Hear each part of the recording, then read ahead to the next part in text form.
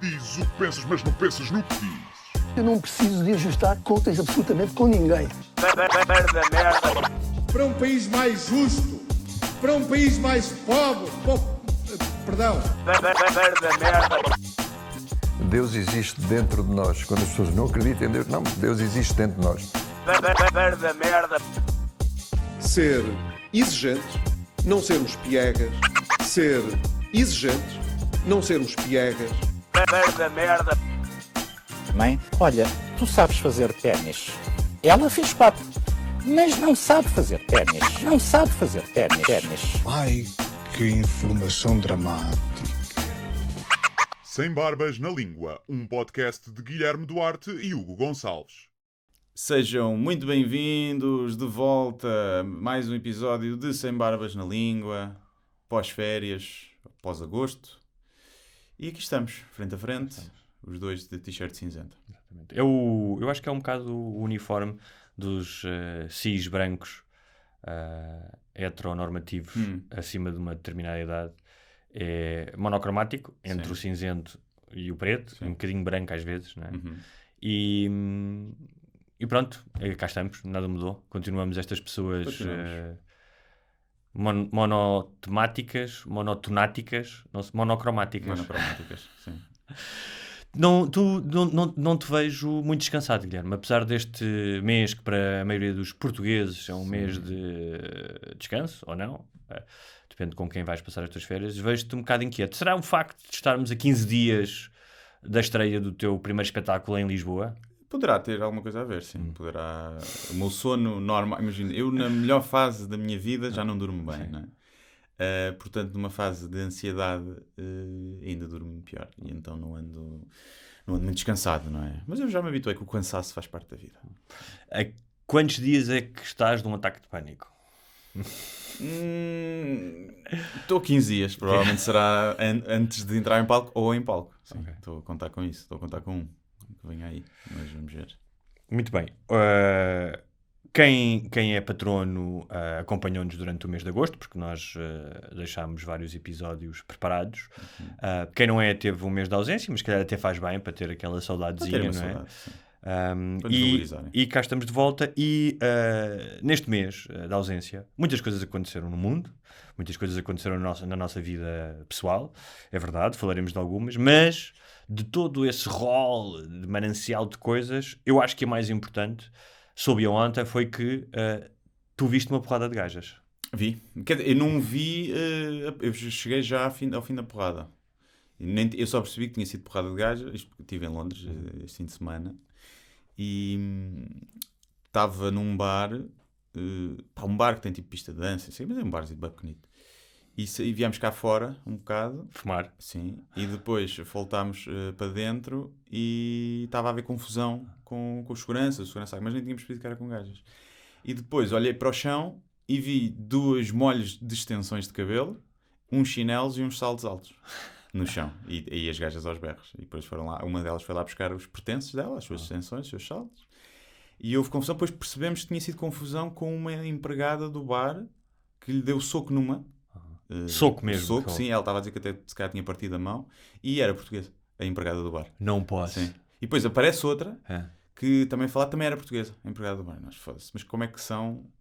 É preciso cuidado. Porque tinham mesmo aquele ar de inglesas, não tinham ar de portuguesas. E é possível que nós tenhamos dito merda em português. E não foste falar com ela depois? O facto de O Pires foi fazer lá uma perguntar... de Joe Rogan e fazer uma entrevista pós-combate? Não, mas o Pires por acaso estávamos mesmo ao lado quando ela estava a chorar, não sei, depois perguntou se ela precisava de ajuda, não sei o quê.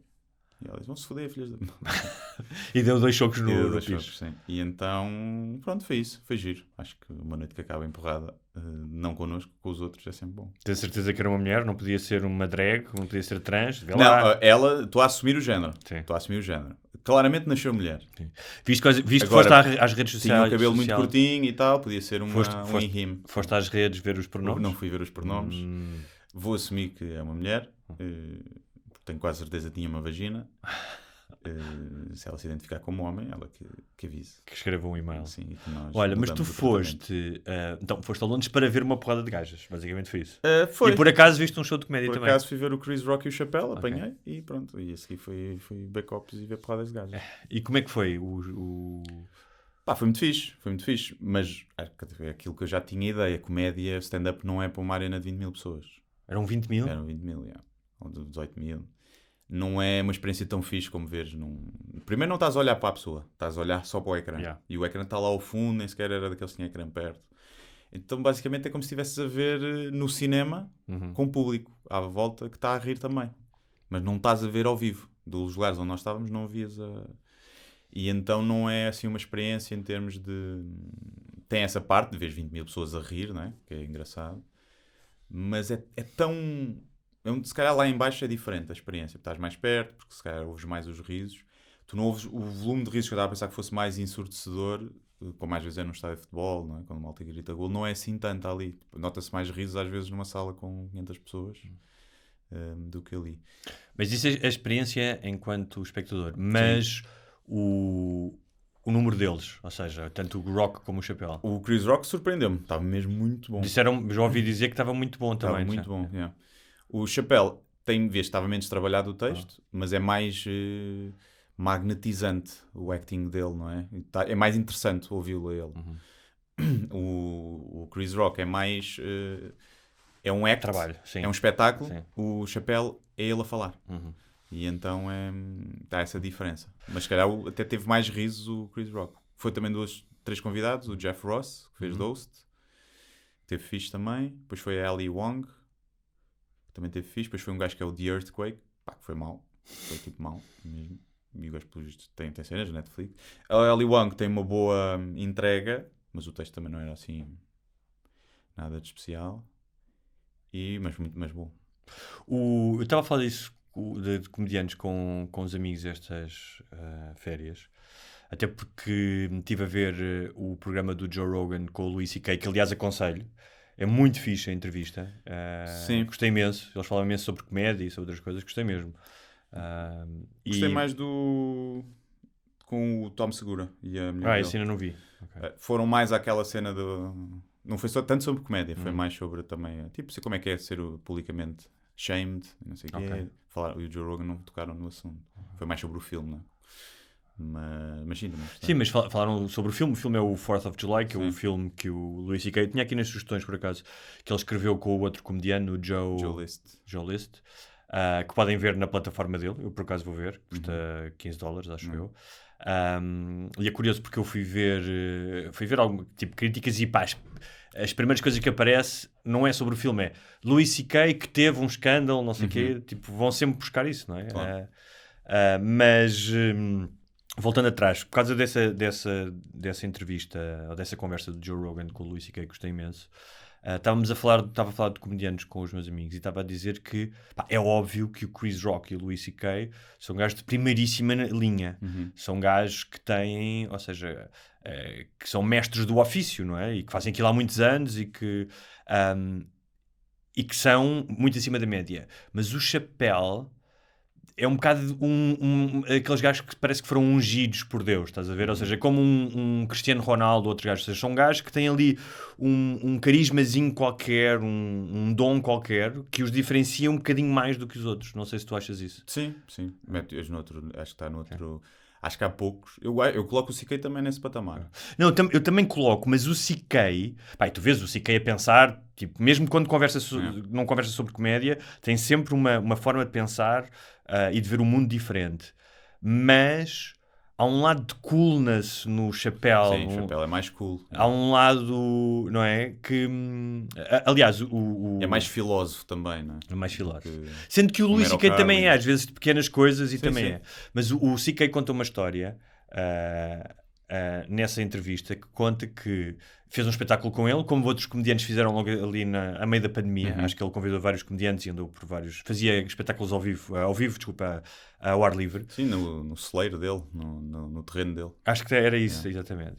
Mas depois ele foi a uma festa com o Chappelle e ele estava a dizer, estavam a falar que ele e o Rogan estavam a dizer que o Chappelle era realmente um gajo especial e ele estava a dizer, aconteceu uma coisa que para mim diz muito quem é o Chappelle. Então ele estava numa festa, estava a gente a dançar, gajas giras, malta fixe, e de repente ele olha para o Chappelle e vê que o Chappelle está a ver alguma coisa no meio da pista que ninguém está a ver. O Chappelle levanta-se, caminha com o seu swag, não é? Vai afastando pessoas calmamente, abre uma clareira na pista e puxa uma miúda que estava a dançar e mete-a a dançar no meio da pista para que toda a gente visse. E o que o C.K. diz é, ele vê as coisas antes dos outros, vê coisas excepcionais e partilha-as com o resto das pessoas. E eu achei achei que aquilo que o Chappelle fez realmente caracteriza quem é que ele é, mas achei que o facto do Louis C.K. ter notado isso e ter dado esse exemplo também significa que ele é um gajo especial, não é? Sim, porque também reparou outra a fazer. Exatamente. Então, mas achei muita história, muita graça a essa história. Agora imagina que era só uma gaja boa e ele pôs a dançar para ela ser objetificada no meio por toda a gente. Já muda tudo, não é? Completamente. E de certeza que estava lá alguém que fez fotos e disse Dave Chappelle mais uma vez. Sim. Faz bullying. Ou era imagina uma gorda e ele pôs no meio para toda a gente ver e fazer fat shaming. Muito bem. Então, mas Londres foi fixe. Além dos espetáculos. Foi só uma noite, não deu para muito, mas chegámos lá cedinho e viemos no fim da tarde do outro dia. Já de privado, não foi? Claro, obviamente, sim. Por falar nisso, aquele já de privado da Ryanair, que eu vi as fotos. Sim, não, para lá foi Ryanair, para cá foi Wizz Air. Ok. Que é tipo, parece um tarifário de telemóvel. É a pior marca de aviões de sempre. Okay. Quem fez o branding, as cores, o Wizz, tipo, não dá credibilidade. Mas pronto, não caiu, portanto está tudo bem. Muito bem, olha, eu tirei mesmo férias, tirei um mês de férias. Já falei disso aqui, mas sou cada vez mais apologista de tirar grandes períodos de férias para as pessoas que podem, obviamente, nem toda a gente pode. Como não tinha tido férias no ano passado, também me dei a este luxo, não é? Porque o meu filho tinha nascido no ano passado, então não tive férias de verão, me dei esse luxo. Senti mesmo a cena de desligares completamente. Ao ponto que, tipo, na última semana nem me apetecia muito ir à praia, estás a ver? Tipo, estava a descansar, mas li 8 livros e meio no mês, que foi uma maravilha.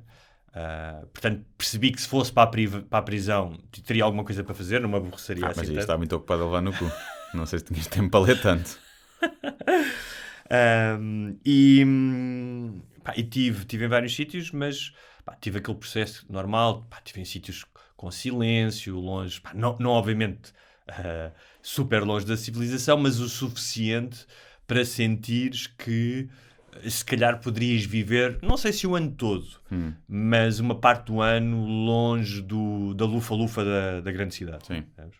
Eu sei que também estiveste em Castelo Branco, não foi? Estive perto por Ensa Nova. Estive lá 5 dias para escrever. Mas num sítio tranquilo também. Sim, uma aldeia onde não se passava nada. Sim.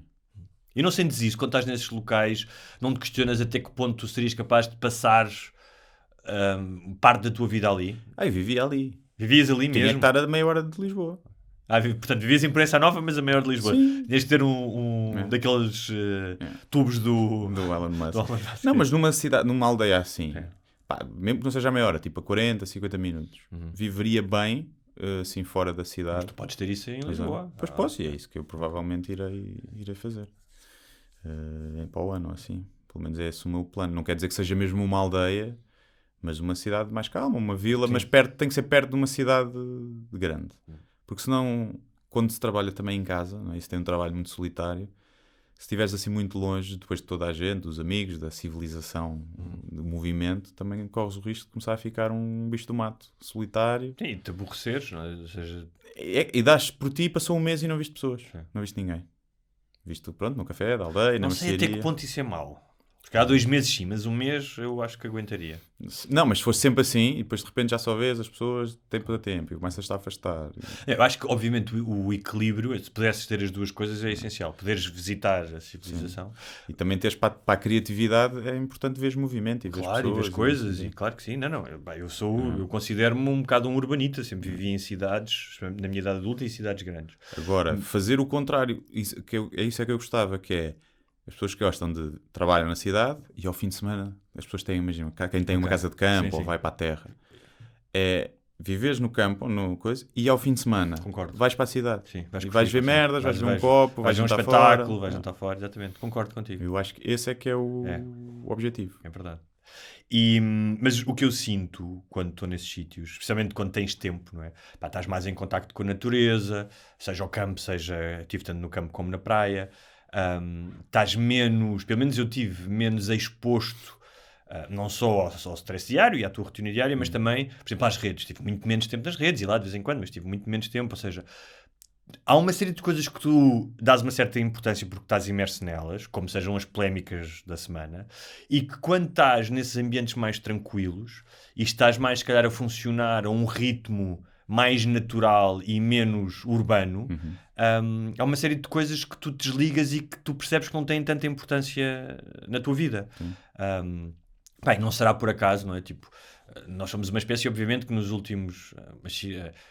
obviamente que as cidades têm... Há cidades há alguns milhares de anos, mas cidades contemporâneas, megacidades, existem... quê? 3, 4 séculos, podes dizer assim, não é?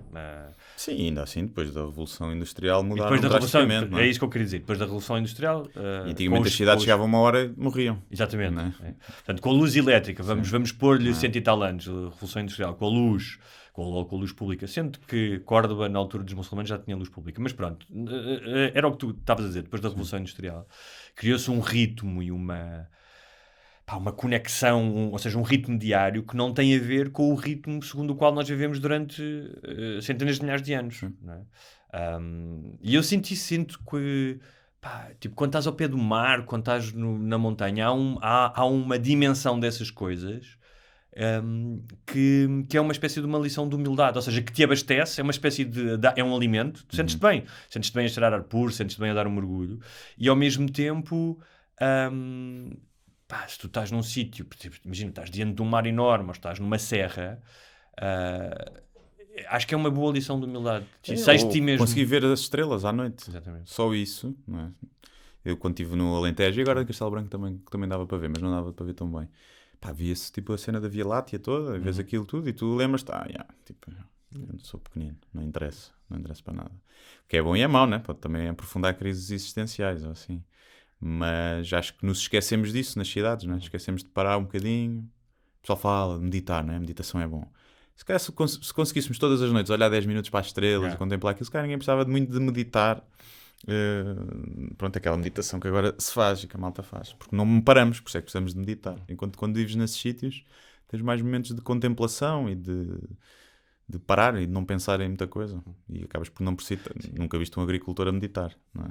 Sim, esses momentos de contemplação que tu dizes, não é? Por exemplo, às vezes ia dar passeio a pé, tipo, eu estava muito mais atento a pequenas coisas, aos sons, até porque não tens o constante burburinho da cidade, não é? Aos sons de pássaros, coisas que repara, eu não estou aqui armado em guru tipo, mudem os vossos vícios e vão para o campo, não é isso. Mas de facto notas essas diferenças e tem algumas recompensas isso. E agora voltando ao Luís C.K., ele fala muito da utilização das redes sociais e dos telemóveis. Ele, por exemplo, diz que não entende como é que quando vai a um clube de comédia, que às vezes vê os comediantes mais jovens, antes de entrarem em palco, em vez de estarem a ouvir a outra comédia ou estarem a olhar para o espetáculo, estão agarrados aos seus telemóveis. E ele diz que para ele aquilo não faz sentido, que ele tem que estar no momento, ou seja, é quase como um atleta, um pugilista que vai entrar num sítio e tens que estar concentrado. E se tu saltas diretamente do teu Instagram ou do teu Twitter para cima do palco, imagino que a experiência seja diferente, não é? Acho que isso depende do processo. Acho que ele também é ser velho do Restelo. Cada um tem o seu processo. Eu conheço malta que gosta de se isolar. Eu não gosto de me isolar. Se eu me isolar, vou estar a pensar naquilo, vai aumentar a minha ansiedade. Se eu fizer bem o trabalho de casa, aquela hora que tanto cede, eu posso estar ali a falar com pessoas e prefiro estar a falar e não estar a pensar que vou fazer um espetáculo. Mas uma coisa é falar com outra pessoa, outra coisa é estar nas redes sociais também é um bocado. A não ser que estejas a ver merdas que te ponham num mood chateado ou assim, ou que te muda. Agora, se estás a ver cenas tipo qual é a diferença entre estares a ouvir uma música ou também estares ali a ver tipo cenas que te estão só a descontrair e a fazer abstrair. Não acho que isso seja. Eu acho que agora, se estás no Twitter a discutir e a seguir vais para o palco, mas cá até ajuda, vais chateado para o palco e pode ajudar a tua entrega. Ele fala de uma coisa que eu também já comentei aqui, que é a ideia de se tu não tens tempos mortos, ou seja, que sejam de tédio, de contemplação, do que seja. Aquela cena quando tu estavas à espera de um autocarro, não é? Não tinhas o telemóvel, não tinhas nada a fazer.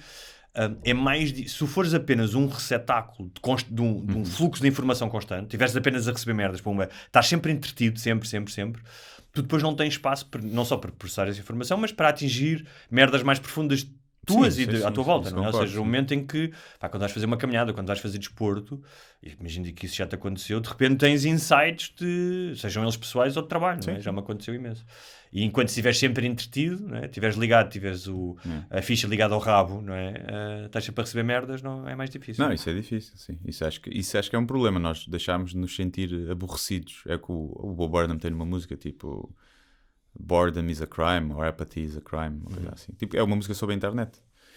E é verdade, deixámos de saber. E quando todas as grandes invenções foi porque alguém estava aborrecido. Não é? Quando estás com telemóveis e estás sempre entretido, ninguém inventa merdas fixes. Acho eu.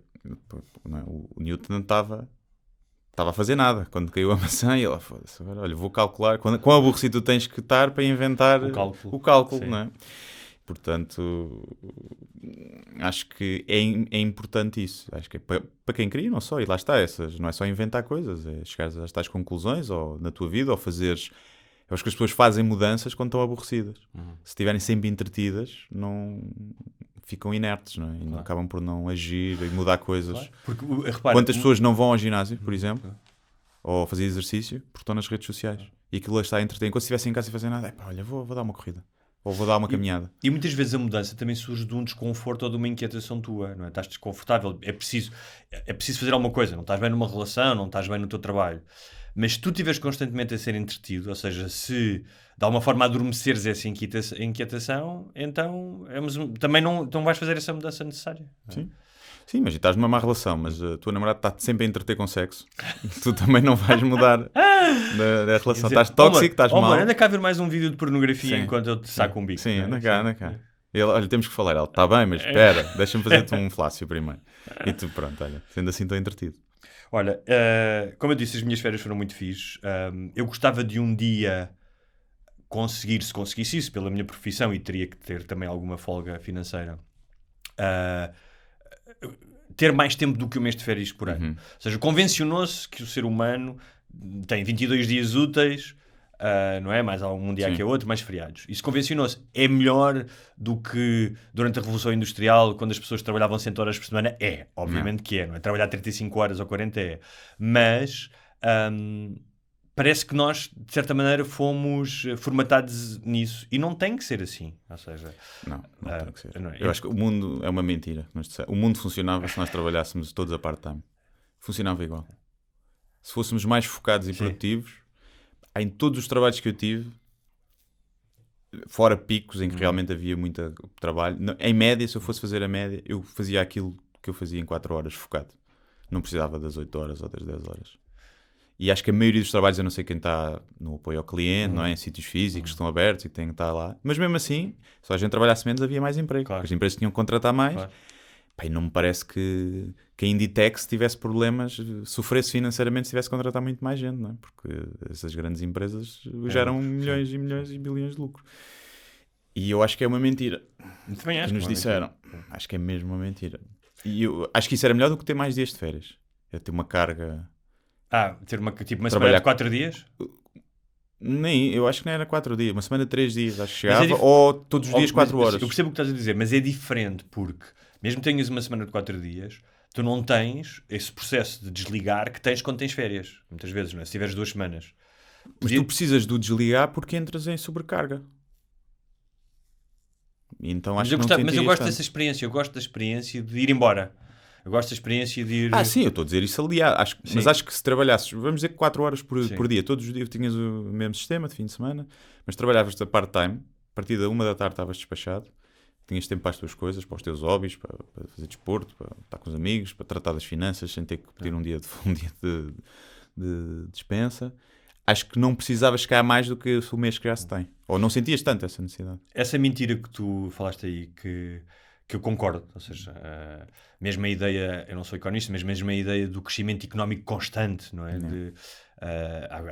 Há pessoas que questionam isso, não é? Até que ponto é que tu precisas de crescer sempre 7 ou 6 ou 5 ou 6 ou o que seja. Eu não consigo perceber. Mas já ouvi pessoas a questionar, portanto, se as pessoas questionam, se calhar. Mas estava-te a dizer que uma vez vi um anúncio americano, acho que era de carros, em que um americano, que levam ao expoente a ideia do trabalho. Aliás, tu quando começas a trabalhar nos Estados Unidos não tens férias, ou seja, para conseguires ter alguns dias de férias tens que trabalhar vários anos até ter esse direito, em que essa mentira, ou seja, essa ideia de que do sucesso como dinheiro, o cargo que tu ocupas, todo o teu estatuto socioeconómico, pá, ainda é mais elevado ao extremo do que é na Europa, não é? E então o anúncio era o gajo a gozar com há países na Europa onde eles tiram o mês todo de agosto, onde é que isso já se viu, não sei o quê. Aqui nós que, tipo, conduzimos um Chrysler, não sei o quê, nunca conseguiríamos fazer este carro. E eu pensei, man, tu é que és o otário, porque tu estás a trabalhar 12 meses por ano. Tipo, é engraçado que é aquele gajo está a gozar com os outros, mas tu é que és o otário. Então eu gostaria de um dia, se conseguisse isso, imagina que um dia vendia livros ou fazia séries ou o que fosse, que tinha mais desafogo financeiro, para poder, imagina, trabalhar 9 meses e estar 3 a descansar. E quando digo a descansar, eu estou a descansar, mas a minha cabeça, como tu dizes, não para completamente, não é? Tirei apontamentos para séries, para livros, não sei o quê. Eu adoraria conseguir fazer isso. Sim. Tu achas que eres capaz de fazer isso? Ou seja, imagina, vivendo, ainda por cima tens a questão do stand-up, não é? Imagina, tu podes fazer uma tour todos os anos e uma tour durar 6 meses, uma coisa do género, não é? Sim, o objetivo é esse. É fazer... começar a ter... ou seja, foi uma fase de crescimento e depois, não é? E agora estou na fase, eu acho, de estabilizar e de sustentar o público que já tenho e de o fidelizar. E a cada tour que vem dá para perceber isso, onde é que se está. Tipo, a venda destes bilhetes surpreendeu-me bastante. Portanto, até pela altura, onde se está, tipo, está a vender melhor do que a outra tour. E apesar de eu nem sequer estar com conteúdo nenhum na net. E vou pondo coisa e a malta tem de comprar e com muita antecedência e a esgotar já montes de salas. E isso dá-me logo um conforto, que é ok, se esta tour vende bem e se o espetáculo for bom e as pessoas saírem satisfeitas, a próxima tour vai vender o igual ou mais. A menos que estejamos numa crise monumental e todas as pessoas estejam... A não ser fatores externos. Agora, se a próxima tour, por exemplo, imagina este espetáculo é muito inferior aos outros e as pessoas ainda me dão à bébia da próxima. Mas se o próximo também for uma merda, já não vão ao terceiro. Mas tu estás, ou seja, menos, tu já disseste isso, e isso vais ter permite... o conteúdo deste espetáculo, que eu não sei qual é, mas tu já falaste sobre isso, que vai provavelmente criar mais desconforto e ir para terrenos mais escuros do que outros anteriores, o que eu acho ótimo. Ou seja, eu acho que já disse isso aqui, um artista que arrisca uma nova forma e novos terrenos, para mim tem sempre a minha admiração. Eu não sei, porque o outro já era bastante negro. Porque tinha 2 ou 3 beats bastante negros, tinha algumas bujardas. Este talvez seja mais desconfortável. Não sei se é mais negro, porque o que é que pode ser mais negro do que um casal que viola e mata o próprio filho, não é? Se calhar não há de que eu tinha no outro espetáculo. Neste tem alguns temas que para algumas pessoas será mais desconfortável, para outras será mais coisa. Mas é mais sujo este, é mais dirty.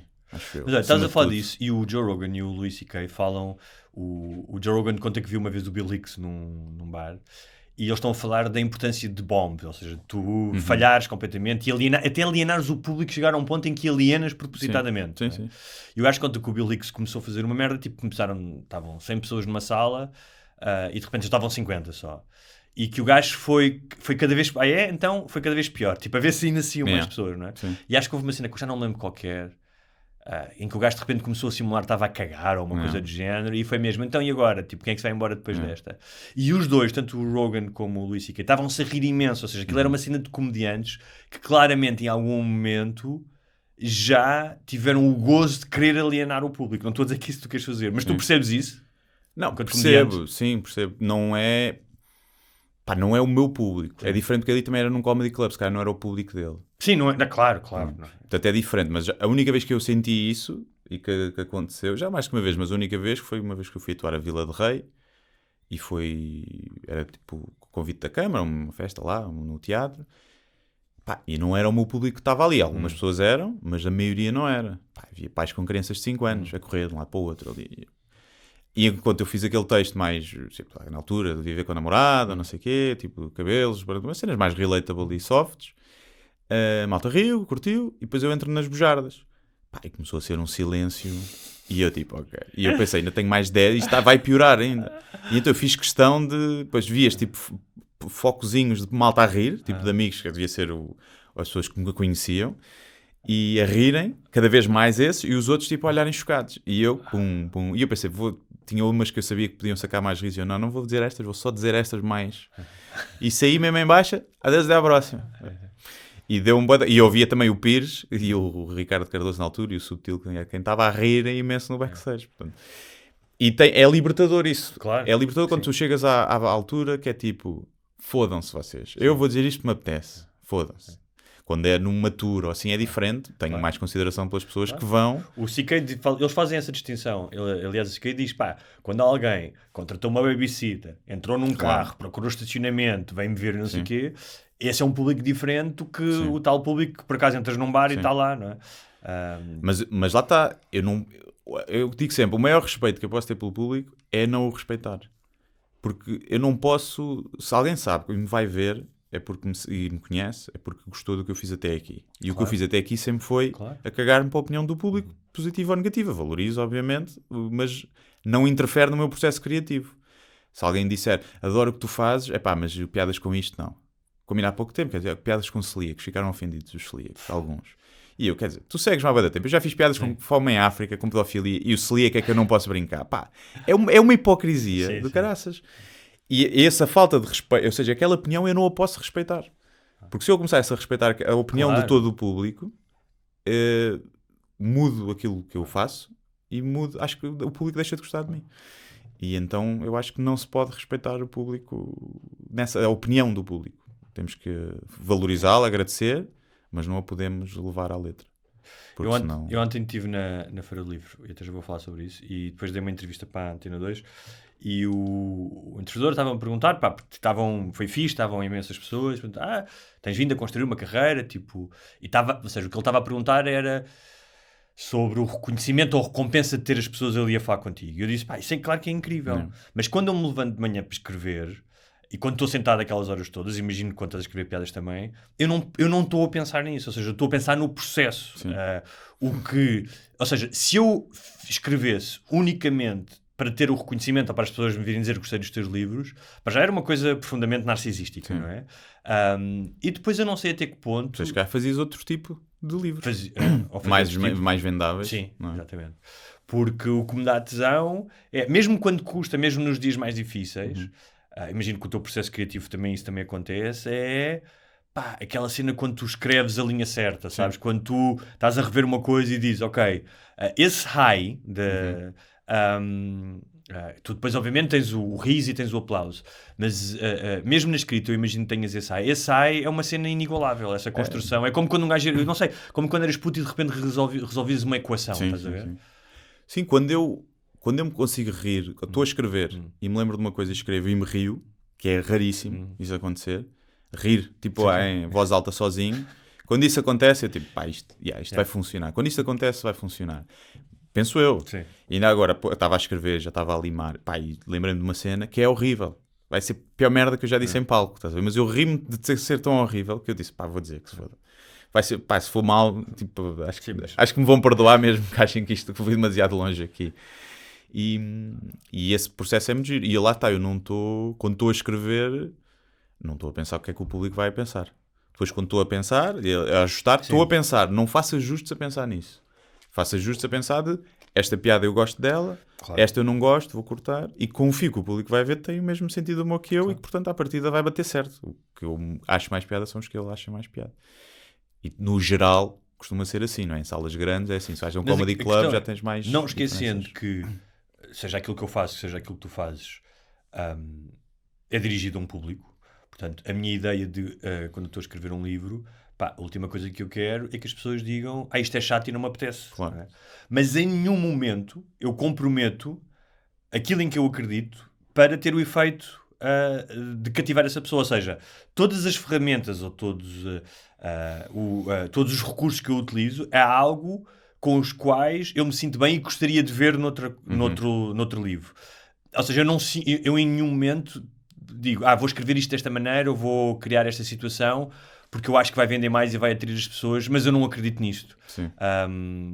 Mas isso não quer dizer que eu não tenha a preocupação de cativar as pessoas. Porque, claro. Não é? É que essas coisas que nós temos que fazer assim, já acontece quando se faz trabalhos que não se gosta e que só se está a fazer pelo dinheiro, não é? Claro. Algumas publicidades, alguns eventos. Sim. E nesses aí, mesmo aí que tu vais fazer o melhor que podes, mas aí vais ter que fazer... Estás a cumprir ordens, não é? Tipo, imagina só uma publicidade, tens algum briefing, umas guidelines, e tu queres fazer aquilo, não é porque te dá prazer, tu estás a fazer aquilo porque dá dinheiro, né? Depois até te pode dar gozo e ficar um produto que tu te orgulhas e giro, mas estás a fazer aquilo essencialmente para te pagar, porque te vão pagar, e como tal quem te vai pagar tem um... Está-te a pedir um serviço. Está-te a pedir um serviço e tu ou adaptas-te ou não te adaptas, ou recusas, não é? Claro. Olha, ainda sobre as férias, que foram muito boas, tirando o detalhe de que no final das férias a minha avó morreu. Eu sei que já falei muitas vezes da morte aqui, não vou falar agora, mas era a mãe da minha mãe, que foi quem tomou conta de mim e do meu irmão quando a minha mãe morreu, durante 1 ano e meio. Portanto, havia essa ligação, havia essa parte da nossa vida, tanto para ela como para nós, foi importante, porque houve ali uma transferência, ou seja, ela de certa maneira substituiu a mãe dentro do possível e os netos substituíram a filha dentro do possível. E apesar de, na minha idade adulta, mas a partir da adolescência, não ter muito contacto com ela, acompanhei-a.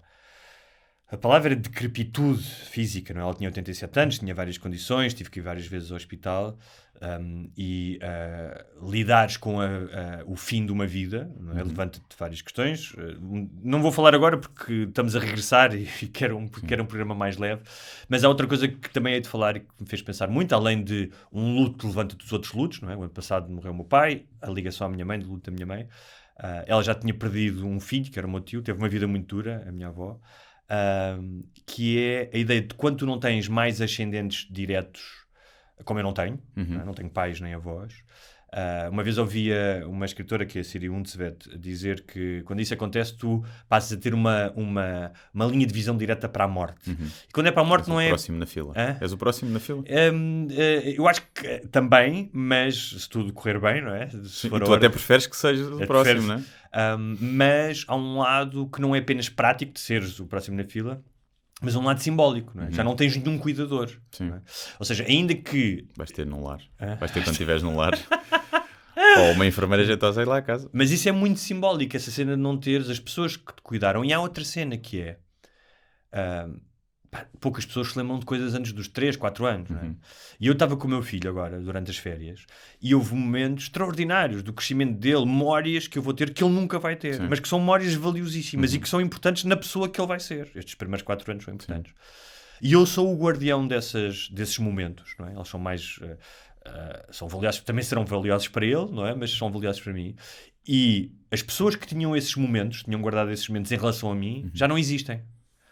Não havia também telemóveis para filmar tudo, não é? Senão tinhas esses momentos. E essa ideia de que os guardiões ou guardiães, acho que se pode dizer das duas maneiras, desses momentos aos quais tu não tens acesso morreram, morre também um pedaço daquilo que tu és.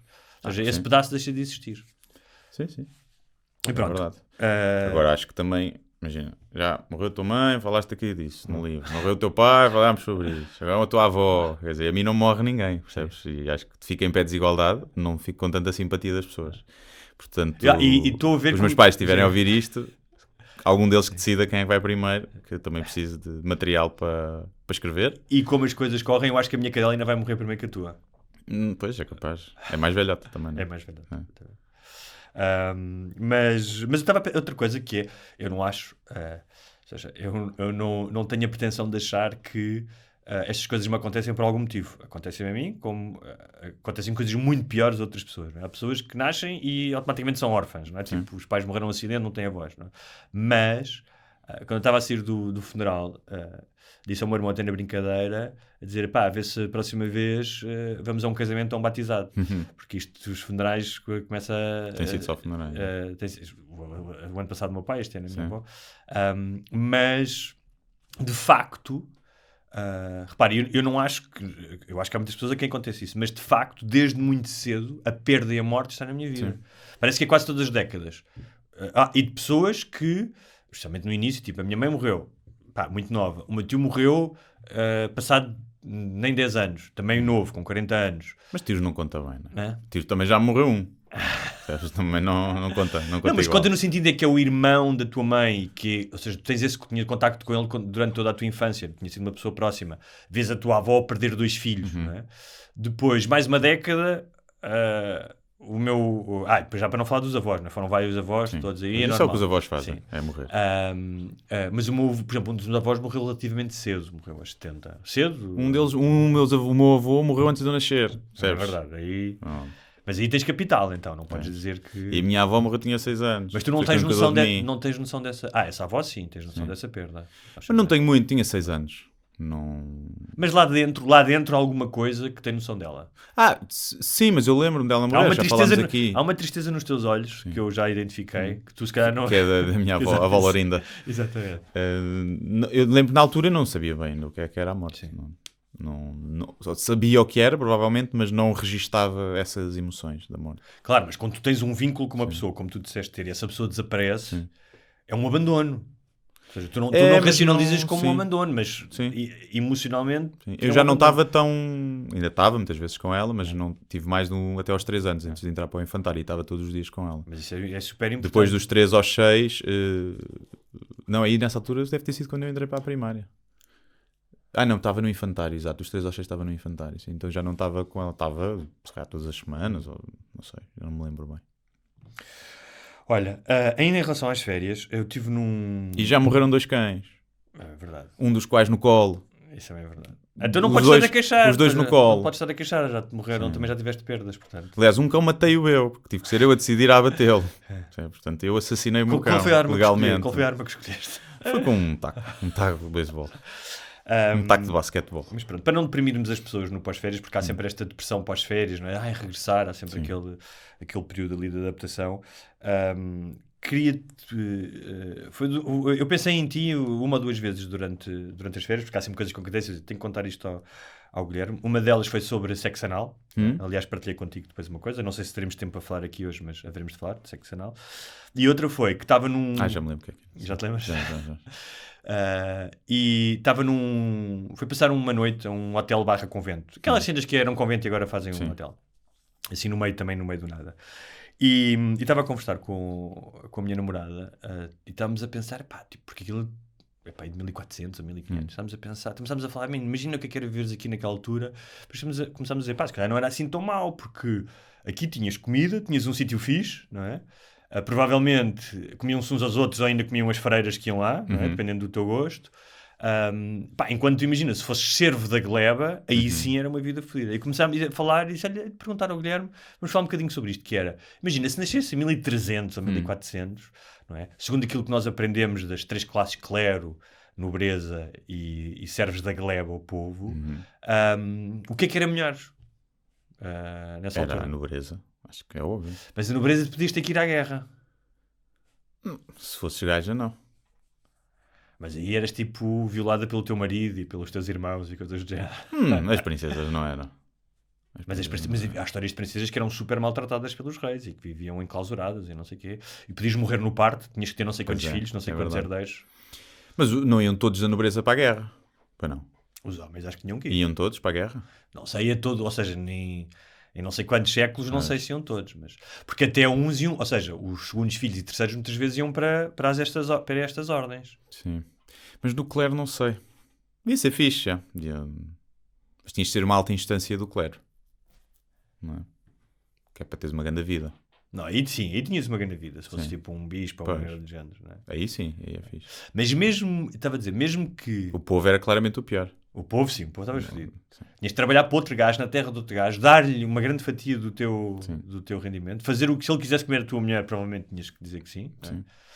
E devia ser horrível, devia ter as piores condições. Mas a cena dos conventos, imagina, se fosse um convento que tivesses estes privilégios... Tens doces conventuais, não é? Cheinho de doces conventuais. Sim. E que teres visitas e... Também quão aborrecidos eles estavam sempre. Sim. Mas não pinavam assim tanto. Só não tinham inventado tantos doces conventuais. Não sei, porque às vezes a seguir ao pinance dá aquela larica. E uma ganzinha, né? Uma ganzinha. Eu não sei se fumavam ganza, mas deviam beber. Sim. Mas a seguir ao sexo, às vezes dá aquela larica, apetece comer uma coisa doce, não é? Sim. É mais doce ou salgado? Não sei. A mim acho que é mais salgado. A seguir ao sexo? Acho que sim. Não sei. Depende do sexo. Se calhar se for um lovemaking, é uma coisa docinha. Sim. Se for aquelas maratonas de várias horas de precisas dirty talk, precisas de um Big Mac. Sim, Precisas de um Big Mac. Ficas desidratado. Já devíamos fazer uma conta de Instagram, porque há imensas contas nutricionistas só sobre tipo, o que é que deves comer nas situações mais inusitadas. Sim. Né? Tipo, depois de me dares uma queca à porca e à bruta. Sim, depois da ressaca. Sim, devíamos Receitas fazer para a ressaca. Receitas pós-sexo. isto. Sim. Parece bem. Então, outra coisa que eu reparei nestas férias foi num dos sítios onde tive, que foi só fazer aqui uma pergunta, não sei se o nosso técnico de som está ali. Estamos aqui com meia hora, consegues ver aí? 35 minutos? Está mais. 45. 45. Ok, muito obrigado. Que foi a proliferação do gebo. O gebo é uma palavra que eu gosto muito. Sim, imagino. Eu fui ver o real sentido. Para mim, o gebo é um bimbo, é um gajo com mau gosto, com mau aspecto, não sabe comportar. É um jagunço. É um jagunço. Jagunço é diferente, porque jagunço inclui ameaça. Um jagunço pode fazer mal, um gebo não. Mas eu o jagunço não tenho muito nem. Mas É o mais o jagunço- capanga. Capanga é mais Mas o isso. jagunço nas landelas brasileiras era o gajo que vinha lá com o katana e com a É o pistola. jagunço. Mas imagina, é um gajo gordo, que tira a beata para o chão do carro, que faz barulho, que, não é? Que... Estava a ver outra palavra. Deve outra palavra mais Bimbo? portuguesa. Parolo? Não considero isso. Pacóvio? Não. Isso aí, imagina. Tu podes ser Imagina por o ali imigrante, não- podes o ser por ali imigrante não Tuga. incomodar outra Sim, pessoa. o imigrante Tuga. Que vem, não é? Aquele típico imigrante. É meio bimbo. Sim. Parolo. Mas não é um gebo. Não. Não acho que seja um gebo. O gebo tem um lado também de, se calhar, de estupidificação mental, talvez, não? Sim, é um javardo. Para mim um gebo é um javardo. Tem esse lado de javarde, Estás a sim. ver? Sabes os gajos que metiam gasolina? Antigamente, quando não metias tu. Em alguns sítios eram muitas gebos. Todos oleosos, sujos, falavam sempre, falar gajos e tal. Mas O também taxista. sim, O mas típico também taxista é um mas gebo. também é o gajo que estaciona em cima, chega ali, tipo, toda coisa estaciona em cima da passadeira, nem sequer, ou seja, ele nem faz aquilo por mal, ele não no mundo dele o outro não existe, estás a ver? É eu comer, eu beber, eu fumar, estás a ver? Eu estava-me a lembrar, mas isso foi uma geba, por acaso, uma gaja ali nas portagens da ponte, man. Pá, essa merda eu já não entendo, a tirar uma beata pela janela. Tipo, depois dos incêndios e tudo, está bem que ali não é um incêndio no tabuleiro do ponto, mas é do género, isso não está presente na tua cabeça? Tipo, a tirares uma beata pela janela, hoje em dia, tipo, não faz sentido para mim, tirares uma beata pela janela. Sim, também não. Acho que podes ter cuidado. Mas então, o gebo, segundo o... Se bem que estás a andar num carro que polui mais do que a beata que está a mandar. Mas, pronto. Mas o gesto em si, né? não é? Ou Mandar seja, lixo para o chão, sim. mandar lixo para o chão, é um total de desprezo pelo outro. Mas pronto, enquanto adjetivo, é alguém que tem uma protuberância nas costas, corcovado ou corcunda. Portanto, é mais aqui uma nuance do significado que nós não sabíamos. Depreciativo, o indivíduo que veste mal, sem elegância e cujo aspecto é ordinário. E na zoologia, um mamífero ruminante E da Ásia ordinário África. não de comum, não é? Não de comum, exatamente. De vulgar, não é? Do gajo que corta as unhas no paragem vagão de de merda, autocarro. exatamente. Então porquê? Porque eu estive num sítio em que cheguei, um sítio do Algarve, ou seja, eu estava um bocadinho mais no campo, mas tinha que ir à cidade fazer compras e cheguei na mudança de quinzena. Pá, e fui ao supermercado e havia 3 supermercados juntos, um Pingo Doce, um Aldi e um Intermarché. O Aldi e o Pingo Doce não havia fila, não conseguia estacionar. Eu disse, pá, vou ao Intermarché. Fui ao Intermarché, que era o pior de todos. Ou seja, era o que tinha mais gebos. Inclusive o próprio supermercado tinha uma espécie de um avançado que eles tinham construído para pôr as bebidas. Até o próprio supermercado em si Era gebo. tinha um lado precário. Pá, e mal entrei, foi tipo... Eu não quero parecer pretencioso e snob, mas vou ser um bocado, porque snob é tu fazer juízo sobre as pessoas sem as conheceres bem, e é isso que eu estou a fazer. Todos fazemos, Sim, todos os dias. Todos os dias.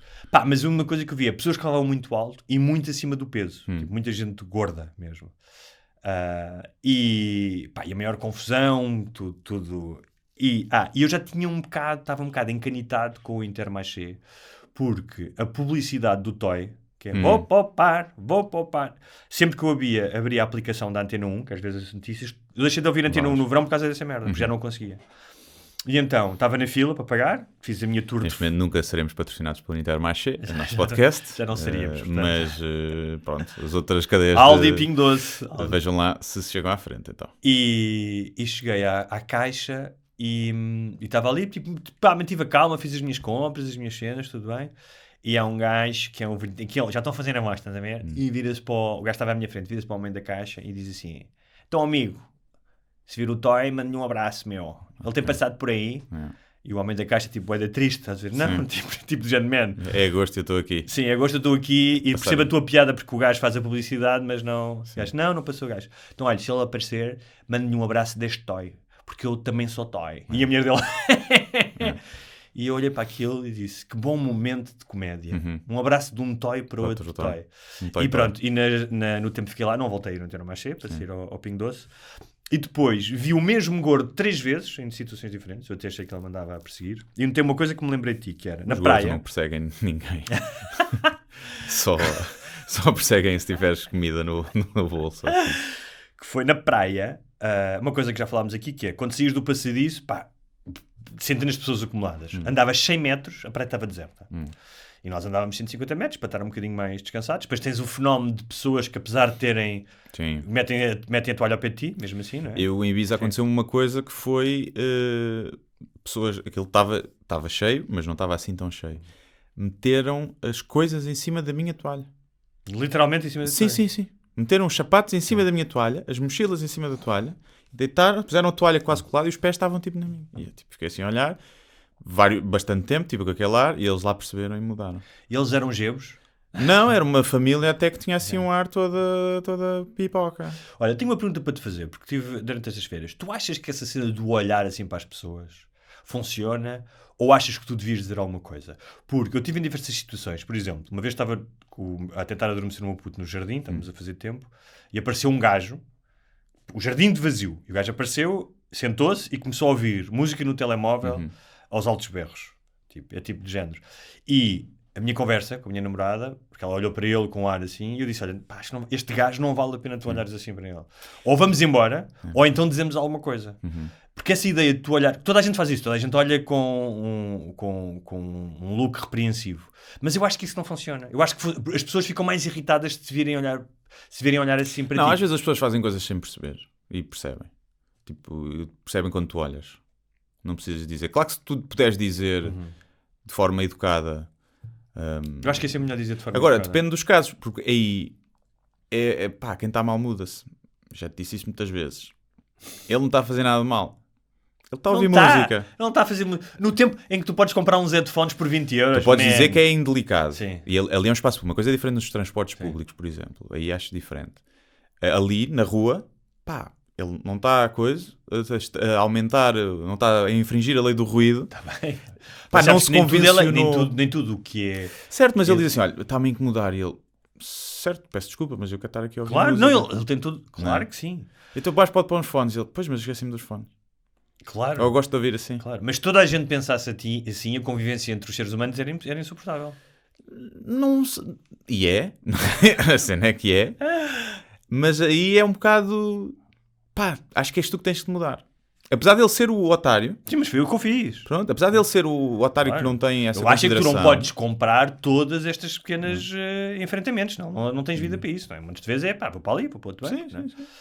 Mas voltando à praia, que é... eu entendo a lógica das pessoas que chegam à praia e ficam nesse sítio. Eu beneficio disso. Para mim é ótimo. Porque eu depois não quero estar em cima das pessoas. Eu entendo pior a lógica, não percebo bem a lógica das pessoas que, tendo espaço, vão para o pé de ti. O que é que achas que as motiva? Não querem estar sozinhas? Mas para isso ficavam... Pá, não sei. Não consigo perceber. É um mistério, não é? É um mistério. Pode ser, imagina que vais à praia e tens coisas, tipo os telemóveis, as carteiras, e queres ir à água e não queres deixar aquilo sozinho. Podes achar que deixando ao lado de pessoas... que não têm aspecto de assaltantes, que aquilo fica melhor. Assim, tendo em conta que elas me incomodaram, se alguém as roubasse, eu claramente não as avisava. Sim. Não sei se isso pode ser um fator inconsciente nas pessoas, de procurarem estar ao lado de outras. Pá, imagina, se tu fores no comboio à noite, tu não vais escolher a carruagem vazia. No metro à noite. Vais escolher a carruagem que tem mais pessoas. Claro, mas isso é um contexto completamente diferente. Naquela praia em agosto... Mas eu acho que pode estar aqui. Aqui. No cérebro reptiliano. Pode estar aqui. Pois, pode isso. estar. Sou eu a pensar, a tirar teorias do cu, como é o meu penágio. Também pensei em ti nesta ocasião, que era... havia um fluxo de gente a andar na praia, pá, que eu acho que nunca tinha visto em nenhuma praia. Tipo, não havia um momento, se eu quisesse ir à água, parecia aqueles jogos que tu tens que atravessar, sabes? O Frog, exatamente, parecia isso. E eu tive 2 momentos a fazer essa avaliação, que é... pá, estas pessoas estão a fazer exercício, que bom. E o que eu notei era, pá, havia bué de pessoas gordas. Eu acho que nós, pá, estamos a falar de milhares de pessoas e eu estou a fazer uma generalização. Mas não era muito turista? Onde tu estavas? Não, eram portugueses como eu que estavam a passar férias. Tipo... Não era Algarve? Era. Não era só portugueses nessa zona? Só portugueses. Ok. Só portugueses. Aquilo era, pá, havia uns espanhóis, Ok, havia um outro espanhol, mas era essencialmente português. E eu acho que nós estamos a ficar mais gordos. Eu não fui ver estudos, mas acho que estamos a ficar mais gordos. Vi muitos homens gordos, relativamente novos. Gajos de 30, 40 anos, com panças a sério e com mamas. Tipo, a andar de um lado para o outro. E estava a pensar, o meu lado cínico dizia, man, agora nesta semaninha de férias é que achas que vais fazer exercício? O meu lado empático dizia, pá, é melhor do que nada, olha, se calhar vão tomar a consciência. Sentia-me dividido, não é? A minha consciência e o meu lado mais malicioso. E o que é que tu achas que realmente motiva estas pessoas? Que de facto elas querem fazer exercício e vão mudar? Vão ver gajas. Mas havia famílias inteiras a... Vão ver gajas, na mesma. Então, Ou e as mulheres? As mulheres foram convencidas pelo gajo a dar uma volta a ver gajas. E os filhos? Não, quando é as mulheres, elas querem passear, querem andar, dar uma volta. Pronto. E os homens vão atrás. Quando vês dois homens, um grupo de homens a andar pela praia, estão a ver gajas, é 100% garantido, porque eu faço igual. Ok. Portanto, não há exercício. Ou já fiz. Achas que a motivação não é exercício? Não. Mas é que não havia muita gaja boa naquela Por isso é que eles praia. estavam a andar, à procura. Se houvesse onde eles estavam, eles não iam. Tinham ficado na toalha ao lado delas. Não, isso é certinho. Não é exercício. É ver. É ver, espairecer. Também podes querer conhecer a praia, mais para ali, não conheces bem. Quando é exercício aí, estão a correr. É a malta que corre. E mesmo assim, quem está a correr é para ir ver gajas, por norma. E vai dar uma corridinha. Mas também e depois há as gajas que também vão ver gajos. Claro. Mas também Os existe grupos este de amigas fenómeno que vão ver das gajos. pessoas acharem que nas férias vão mudar hábitos e vão conseguir... Nas férias? Não sei. Acho que isso é mais do pós-férias, não é? A maioria das pessoas nas férias é tipo, pá, esta semana vai ser para a desgraça, depois é que eu começo a dieta. E o mas assim, exercício. pá, eu vi-lhe pessoas que tenho a certeza que não vão fazer caminhadas no resto do ano. Pois não. Mas não quando eu digo assusta, não é assustar, mas há uma balufização acabei de inventar esta palavra.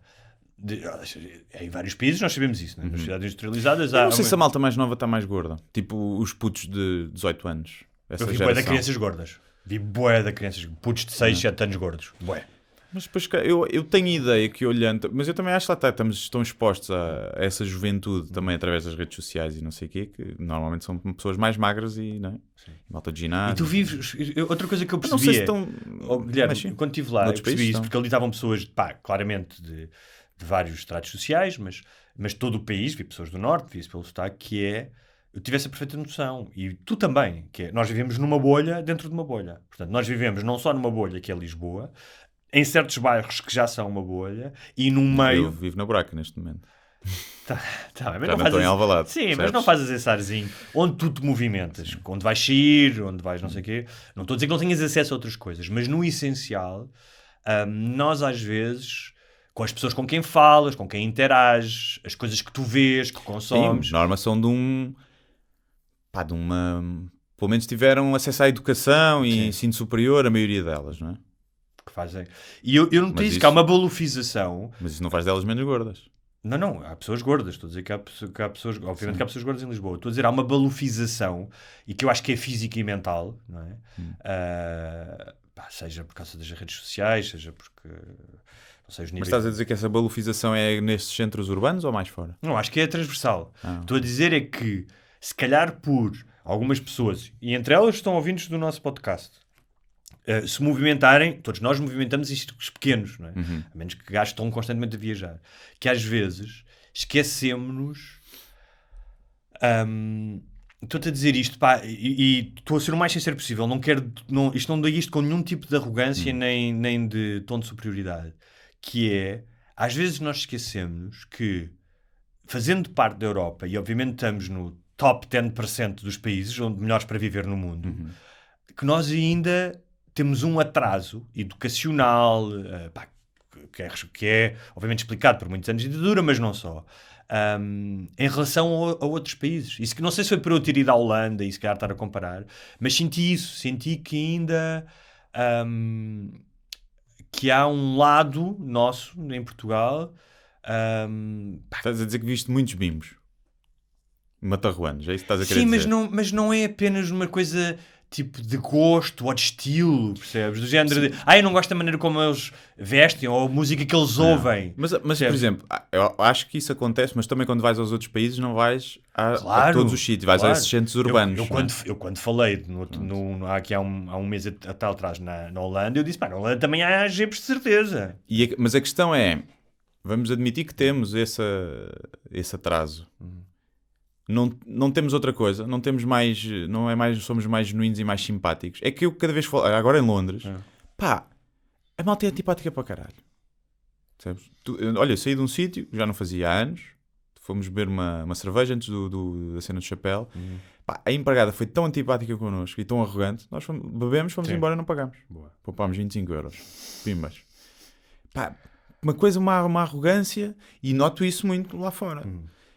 Ou a cena de ajudar o outro. Eu acho que cá, se calhar, tu tens que tirar de um lado e do outro, porque quando os centros mais urbanos, que nós colocamos sempre como mais, tem uma educação, um nível de educação mais elevado, educação de formação académica, eu acho que são sempre acompanhados com o resto, são mais cínicos, são mais snobs, são menos prestáveis, são menos genuínos. E sempre que eu saio de Lisboa e vou a outros sítios ou terras pequenas, a senhora do café é muito simpática, o senhor do supermercado é muito simpático, pedes uma indicação e dão-te tudo para te ajudar. Mas sabes que o Algarve em agosto não é conhecido pela simpatia. Sim, não, o Algarve é a cidade, a zona fora de Lisboa em que o atendimento ao público não é o melhor, não é? Mesmo no Alentejo também às vezes é complicado. Eu não sei, não gostam muito de turistas nacionais ou internacionais, se calhar também. Mas eu noto isso e então eu acho que troco. Eu prefiro a família Bimba, que está ao teu lado e que na praia e que te oferece um bocadinho de melancia e que te empresta a bola para jogar ou uma coisa assim, do que o gajo que está ali com lata d'água. Sim, isso, sim, mas não sei, acho que é quanto mais essa... Mas para, não estava a dizer isto que é, tanto que eu fui à praia onde estavam essas pessoas, eu não estou a dizer que... Eu gosto mais de bimbos do que de intelectuais. Pois, mas também estás a falar, quando dizes intelectuais já estás também a fazer uma visão depreciativa do que é um intelectual. Não, há intelectuais que são boas pessoas e que são genuínas, mas no geral, tem conversas, lembro-me mais de conversas que tive com uma malta mais genuína, mais simples, mais humilde. Acho que é uma conexão humana mais real, claro, mas... do que com pessoas tipo... Mas estás a falar, ou seja, eu acho que tu também estás a idealizar um bocado, ou estás a falar, não estou a dizer que não existe. Agora, tipo pessoas do campo, tipo, mas aquela... Não, se for o bimbo mal educado, é uma pessoa mal educada como outra. Também usar, como é óbvio. A maioria daquelas pessoas que eu vi ali, duvido que sejam, ou que vivam como tu estás a falar, a pessoa da aldeia tu conheces e vais... eu acho que aquelas pessoas moram nas cinturas de Lisboa e do Porto, moram em cidades, se calhar, como Santo Tirso, ou como, sei lá, Torres Vedras, ou seja, não são a imagem, estou a generalizar e mas não são aquela imagem que nós temos romantizada. Mas se calhar consegues ver, se calhar até mora na Foz do Porto e é milionário porque fez bué de dinheiro numa empresa de alumínios e caixilhos e é um gajo sem educação superior, meio bimbo, mas é rico. Claro, o que eu notei é havia uma certa falta de dentes, ou seja, e se calhar também julgas isso pela aparência das pessoas, pela gordura, pelo descaso, pela saúde, pelo corpo, mas havia uma certa falta de finesse. E quando eu digo que finesse, não é finesse de ser fino, de beber o chazinho assim, ou seja, de comportar-se de uma forma harmoniosa em relação ao outro. Estás a ver? Pronto, aí quando há falta de respeito pelo outro é diferente, mas eu acho que acontece mais o contrário. Pois, não sei. Eu acho que acontece mais o contrário. Eu gosto de toda a gente, eu sou uma pessoa que... Portanto, nós somos governados por pessoas com finesse. Somos? E é o que é. Não sei se somos. Não somos governados por portugueses típicos. Sim. Sou o Tino. Sou o Tino. E olha que eu bem gostava de ver o Tino a presidente. Muito bem, olha, aqui um dia. Vamos fechar. Acho que já ultrapassámos o tempo normal. Sim, estamos com 50, bem. Estamos com 50 mil. Não, 1 hora e qualquer coisa. 1 hora e qualquer coisa. 1 hora e 5, pai, sim. 1 hora e 5. 1 hora e 5. Tens uma grande noção do tempo. O teu relógio interno é... Está sempre ligado, por isso é que não durmo. não é? Acerta quando fazes cocó todos os dias. Sim. Não, por acaso sempre tive, é uma habilidade que eu tenho. Eu também digo, mas eu exibo-me, até exibo-me. Tipo, olha, quando estávamos no concerto, no espetáculo do Chapéu, não estávamos com os telemóveis, não podíamos. Tinhas de pôr numa bolsinha fechada e não sabíamos as horas nem nada. Então, mas o que é que acontece com... Tipo, eles dão-te essa bolsa? À entrada na bolsa, sim. metes, ele fecha aquilo como aqueles fechos magnéticos da roupa. Ah, sabes? ok. E não podes mexer naquilo. Não é transparente, é opaca, não podes ver. E depois quando sais? Quando sais, tira. Passas numa cena do imã, tiras. Okay. E foram 4 horas sem telemóvel para aí, porque nós entramos às 6, aquilo era às 7, demorou 1 hora, atrasou 1 hora, os ingleses são pontuais, mas é no caralhinho. E depois não sabíamos bem a noção. E estávamos todos a dizer, são 10h20, são 10h30, são 11h10. E eram 11h10. Eu também tenho essa capacidade. E ou lembramos das vezes que acertamos. Sim. E não de todas as outras que falhamos. Também é um bocado isso. Olha, sugestões. Queria dizer que vou estar no dia 10, sábado, às 16, na Feira do Livro. Já tive. Aliás, queria mandar um abraço e uma mensagem de agradecimento a todos os leitores que estiveram lá. Muitos ouvintes e patronos do nosso podcast, que apareceram no passado fim de semana na Feira do Livro. Tive, por exemplo, tive conversas bastante interessantes, mas vou só relembrar, há um ouvinte nosso que tem 16 anos e que já leu todos os meus livros, e tinha feito uma escolha de livros de autores altamente, tipo, portanto, ainda há esperança na nossa juventude. Vai ser um intelectual, não vai ser um bingo. Ficas com esse, eu fico com o outro. Mas olha que ele é nosso ouvinte, portanto, não seja despreciativo. Um abraço ao João e a outros, foi muito fixe estar lá e também recebi durante as feiras algumas mensagens. Continuamos a ter imensos ouvintes fora de Portugal que vão falando connosco. O Deus, Pátria e Família é semifinalista do Prémio Oceanos, que é provavelmente o prémio mais importante de língua portuguesa a concurso, sem ser o Prémio Camões. Mas também semifinalista, mas são 65 obras os semifinalistas. 65? Sim, 12 portugueses e depois uma nota de brasileiros e tal, mas acho que eram 400 e tal candidatos. Portanto, se passar a finalista também já não será mau. E queria dizer que estou a ver uma série muito fixe chamada Blackbird, baseada numa história real. De um gajo que estava preso e que foi contratado pelo FBI para ir para uma prisão de alta segurança para convencer um serial killer a confessar onde é que tinha enterrado os mortos, as mortas. E é escrito pelo mesmo gajo, ele é um romancista, e o gajo desenvolveu esta série pelo gajo que escreveu Mystic River. E um livro também, mas um filme que eu gosto imenso e que passou um bocado despercebido, que é o The Drop, que é com o Tom Hardy e com o James Gandolfini. Que é um filme que eu gosto. Se puderes ver, é um filme altamente. The Drop.